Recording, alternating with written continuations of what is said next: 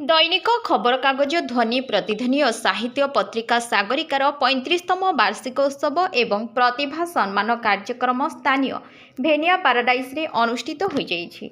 पूर्वतन मंत्री रघुनाथ महांती सभापतित्व में आयोजित उत्सव में मुख्य अतिथि विशिष्ट लेखिका प्रोफेसर संघमित्रा मिश्र जोगदे ध्वनि प्रतिध्वनि और सागरिका परिवार 34 वर्षर निर्विच्छिन्न उद्यम तथा सफलता अन्यमानक पई उदाहरण होइछि बोली कहिथिले।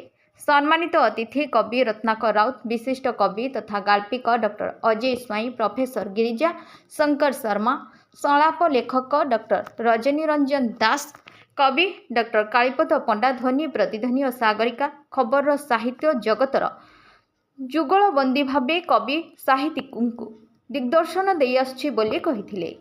ଏହି ଅବସରରେ ଅତିଥିମାନେ ଧ୍ୱନି ପ୍ରତିଧ୍ୱନି ଓ ସାଗରିକାର ବିଶେଷ ସଂଖ୍ୟା ସାଙ୍ଗକୁ ସମ୍ପାଦିକା କବି ଶୈଲେନ୍ଦ୍ରୀ ସାହୁଙ୍କ କବିତା ସଞ୍ଚଳନ ଅନୁଚରିତ ଓ ଜ୍ୟୋତ୍ସ୍ନା ମିଶ୍ର ପାଣିଗ୍ରାହୀଙ୍କ ଗଳ୍ପ ସଞ୍ଚଳନ ଶେଷ ବସନ୍ତର ଅଶ୍ରୁକୁ ଉନ୍ମୋଚନ କରିଥିଲେ।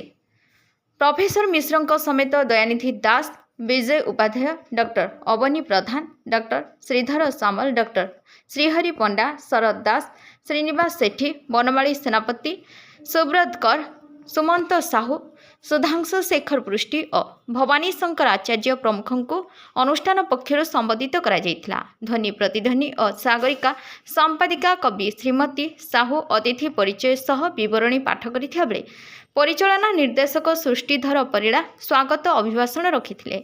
सभा परे आयोजित कविता पाठ उत्सव में बहु कवि और कवयित्री स्वरचित कविता पाठ करथिले। कवि भरत दास धन्यवाद अर्पण करथिले।